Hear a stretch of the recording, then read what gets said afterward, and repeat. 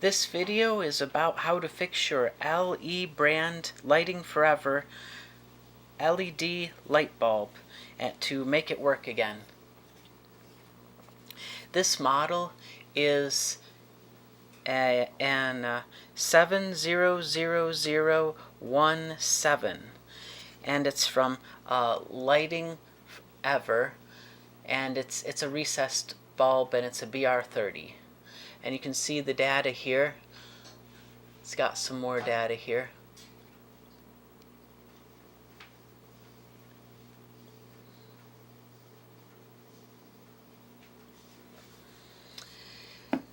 Now, what I found was wrong with these bulbs. It was a very simple fix. I got 16 of these bulbs from eBay, and I purchased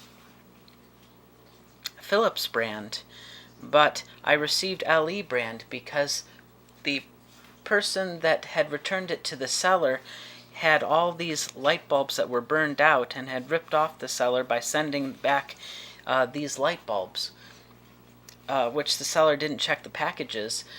So when he shipped the Philips brand bulbs to me, he thought there were still Philips brand bulbs inside, but they weren't. They were these probably less expensive, or at least more cheaply made, LE brand light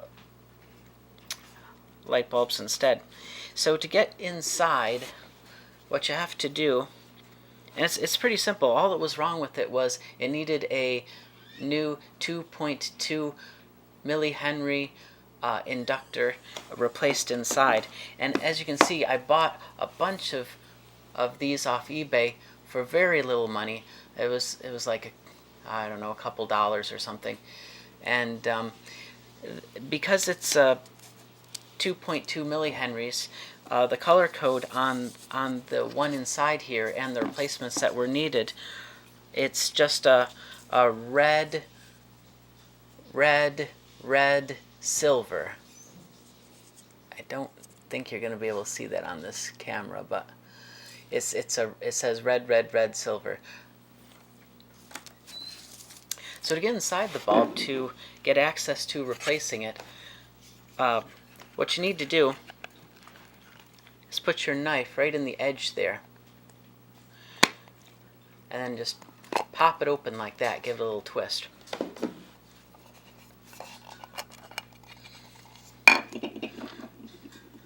Now that gives you access to these screws.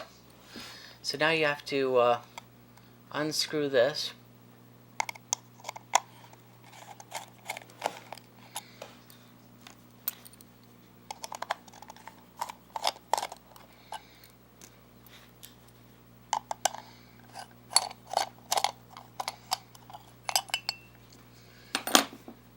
Now you can take this part off, and you see access to the circuit here.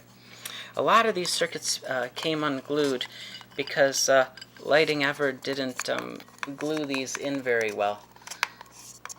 So some of the other components occasionally got burned out, but of the 16 that I got, I was able to fix 15 of them, and one of them had shorted out because the circuit board that was loose shorted out. Now here we see the inductor that needs replaced. It's right next to this transformer. It's right there, that little green guy right there. Now this is a new one. I stuck in a 1 watt one in here because the half watt or quarter watt or whatever was in there, it was too weak. So I stuck in a whole 1 watt inductor instead. It's still, it's still 2.2 millihenries, but there it is. There's the new one soldered in there, right there. And you'll see it. It's it's green, and it's probably laying flat instead of upright like this. I can't remember, but yeah, it was probably laying flat there. But there it is. There's the component that needs replaced. And after you replace it, you simply you unsolder the old one, solder in the new one. You get the circuit board down in there, and I unglued this one's because I had it hot glued before. But anyway, so then you just take your hot glue gun and you glue the top here and the bottom here, and then After that's done, you move this thing back into position. There, just like that. So that those holes are aligned with those. And that way, screw this back down in. And once you've put the screws back in and screwed these back down, and you line up this little cover. The cover, you'll notice it has little slots in the sides.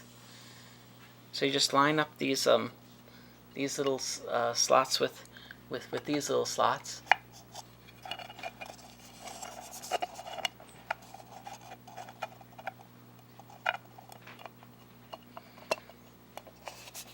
Just apply pressure and it snaps back together.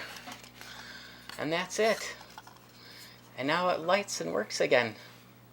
Well, I hope this video helps you fix your LED Lighting Ever BR30 light bulbs that are LED.